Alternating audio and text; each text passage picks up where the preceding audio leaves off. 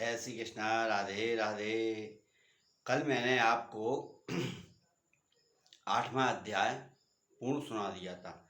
आज मैं आपको 8वें अध्याय का महत्तम बता रहा हूँ। जिसने 8वां अध्याय का पाठ किया उसको भगवान ने कौन सी गति दी। जय श्री कृष्णाय नमो नमः। श्री कृष्ण गोविंद हरे मुरारी, हे नाथ नारायण वासुदेव।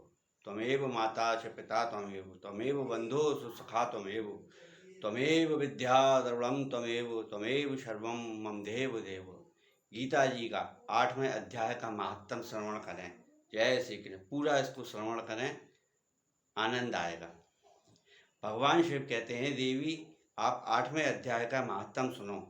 उसके सुनने से तुम्हें बड़ी प्रसन्नता होगी। लक्ष्मी जी के पूछने पर भगवान विष्णु ने उन्हें इस प्रकार 8वें अध्याय का महत्तम बतलाया था।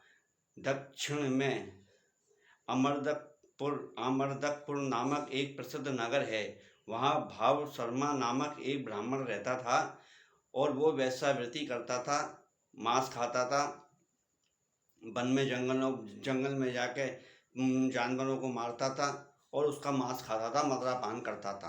कहने को वो ब्राह्मण था। श्रेष्ठ पुरुषों का धन चुराता था, स्त्री व्यभिचार करता था, शिकार खेलने जाता था।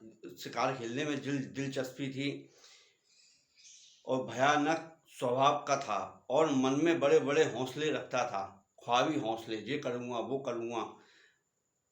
एक दिन मदिरा पीने वालों के समाज में जुटा था। उसमें भाव शर्मा ने भरपेट ताड़ी पी, भरपेट मदिरा पी, खूब गले तक उसने चढ़ाया। अंत अजीर्ण से अत्यंत पीड़ित हो गया। वो ज़्यादा मदिरा पीने से पीड़ित हो गया और उसका कालांत हो गया। वो तड़प तड़प कर मर गया। मरने के बाद वो ताड़ का वृक्ष हुआ।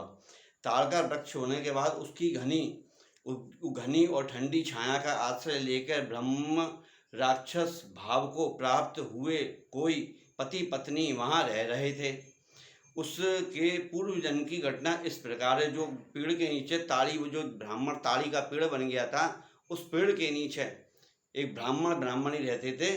तो उनके पुनर्जन्म की भगवान बताते हैं। एक कुशीबाल नामक ब्राह्मण था जो वेदांत के तत्वों का ज्ञाता, संपूर्ण शास्त्रों के अर्थात विशेषज्ञ और सदाचारी था।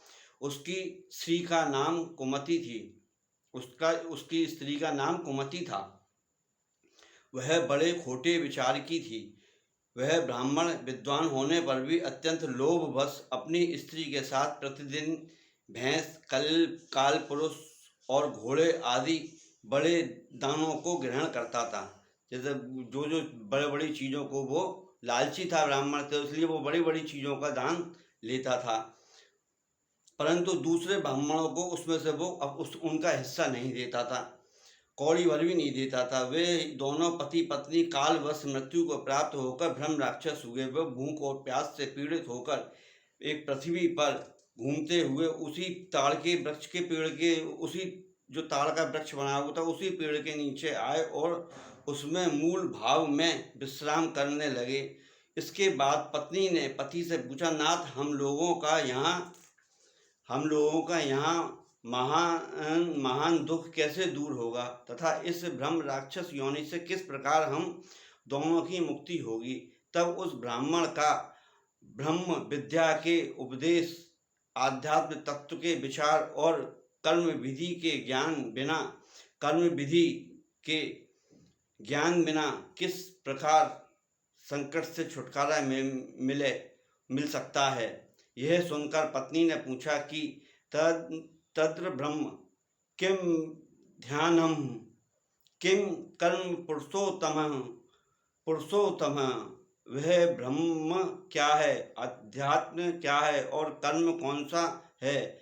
उसकी पत्नी के इतना कहते ही आश्चर्य की बात घटित हुई। उसको सुना उपरांत वाक्य गीता के 8वें अध्याय का आधा श्लोक था।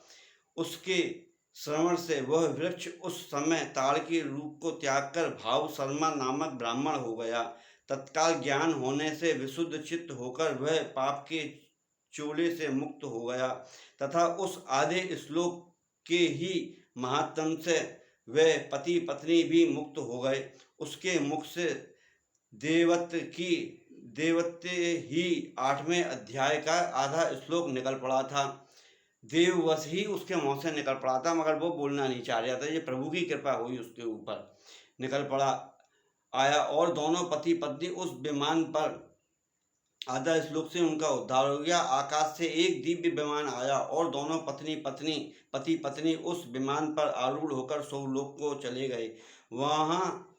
वहाँ का यह सारा वृत्तांत अत्यंत आश्चर्यजनक था। उसके बाद उस बुद्धिमान ब्राह्मण भाव शर्मा ने आदर पूर्वक उस आधे श्लोक को लिखा और देव जनार्दन की आराधना करने की इच्छा से वह मुक्ति दाहिनी काशीपुरी में चला गया।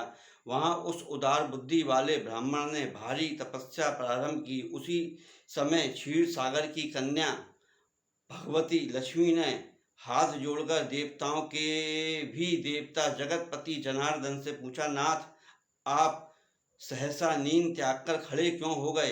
भगवान बोले, देवी, काशीपुरी में भागीरथी के तट पर बुद्धिमान ब्राह्मण भाव शर्मा मेरे भक्ति रस से परिपूर्ण होकर अत्यंत कठोर तपस्या कर रहा है। वह अपनी इंद्रियों को वश में करके गीता के 8वें अध्याय का श्लोक जप करता है। मैं उसकी तपस्या से बहुत संतुष्ट हूँ। बहुत देर से उसकी तपस्या के अनुरूप फल का विचार कर रहा था।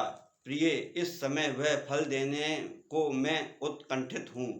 पार्वती जी ने पूछा, भगवान श्री हरि सदा प्रसन्न होने पर भी जिसके लिए चिंतित हो उठते हैं, उस भगवत भक्त भाव शर्मा ने कौन सा फल प्राप्त किया?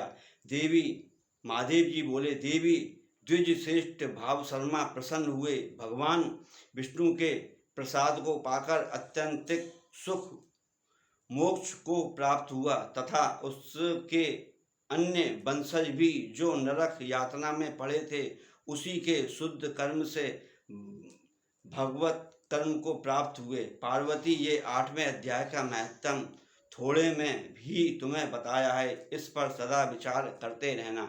ये गीता जी का जो 8वां अध्याय है, इसके ऊपर कहा गया है, जो इसका पाठ करेगा वो चाहे कैसे भी नरक कूप में पड़ रहा होगा तो उसका उद्धार हो जाएगा। उस ब्राह्मण का उद्धार होगा, उस ब्राह्मणी उस ब्रह्म हत्या से भी मुक्त हो जाएगा, बशर्ते मन लगा के कृष्णम वंदे जगत गुरु, कृष्ण की पूजा करे जाओ, आनंद ले जाए। मेरी वीडियो को लाइक करो, सब्सक्राइब करो, फॉलो करो। आपका प्यार मिलेगा तो मेरे को और ज़्यादा खुशी होगी। जय श्री राधे राधे, जय श्री राधे राधे।